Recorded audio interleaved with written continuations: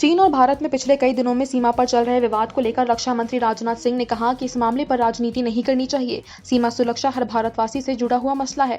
रक्षा मंत्री ने यह भी बताया कि चीन के साथ हमारी बात चल रही है, इसलिए हम इस पर कोई बात नहीं करेंगे। हमारे पास चीन से मुद्दे सुलझाने का मैकेनिज्म है, इसलिए हम उसी के हिसाब से मुद्दे सुलझाने के प्रयास में लगे हुए हैं।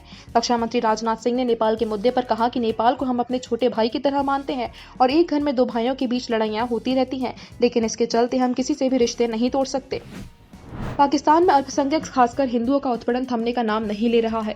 हिंसा और जबरन धर्मांतरण की खबरें लगातार सामने आ रही हैं।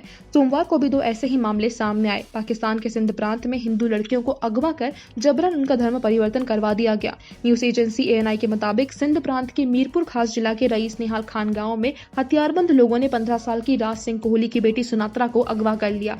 लड़की के परिजन जब मामला दर्ज करवाने के लिए थाने पहुंचे तो वहां भी उन्हें प्रताड़ित किया गया। दिन भर इंतजार करने के बाद पुलिस ने आखिरकार मामला दर्ज किया।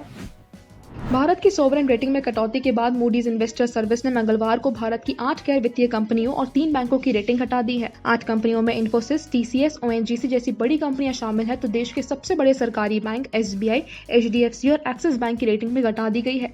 मूडीज ने इंफ्रास्ट्रक्चर के क्षेत्र में काम करने वाली 7 कंपनियों की भी रेटिंग हटा दी है, जिनमें NTPC, NHAI, केल और अडानी ग्रीन एनर्जी जैसी कंपनियां शामिल है। IRFC और हुडको की रेटिंग भी एक पायदान की कमी कर दी गई है। कोरोना के बढ़ते संक्रमण पर लगाम लगाने के लिए प्रधानमंत्री नरेंद्र मोदी ने मार्च के अंत में देशव्यापी लॉकडाउन की घोषणा की थी। लोगों से अपील की गई थी कि जो जहां है वो वहीं रहे। इसी वजह से छुट्टियों पर घर आए सेना के जवान भी अपने अपने यूनिट वापस नहीं लौट पाए थे।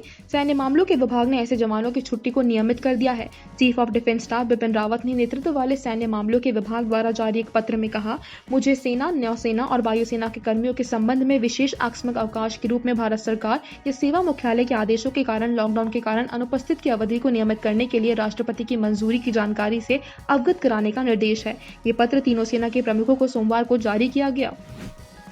राजधानी लखनऊ में कोरोना वायरस का प्रकोप बढ़ता जा रहा है। सोमवार को कुल 17 लोगों में कोरोना की पुष्टि हुई। इनमें 14 पुरुष, 3 महिलाएं शामिल है। GRP के 9 जवान संक्रमण की चपेट में आ गए हैं। इन जवानों के परिजीवनी भी लगातार संक्रमित हो रहे हैं। चारबाग में स्पेशल ट्रेन से प्रवासी कामगारों को बाहर ले जाने में GRP के जवानों की ड्यूटी लगाई गई थी। बड़ी संख्या में कामगारों में संक्रमण की पुष्टि हो चुकी है। संक्रमण की चपेट में चारबाग रेलवे स्टेशन में तैनात GRP व RPF के जवान वायरस की चपेट में आ चुके हैं। अधिकारियों का कहना है कि संक्रमित जवान 3 बैरकों के हैं। प्रत्येक बैरक का कोई न कोई जवान संक्रमण की जद में आ चुका है। नतीजतन अब एक से दूसरे स्टेशन पर तैनात जवानों में संक्रमण पहुंच रहा है।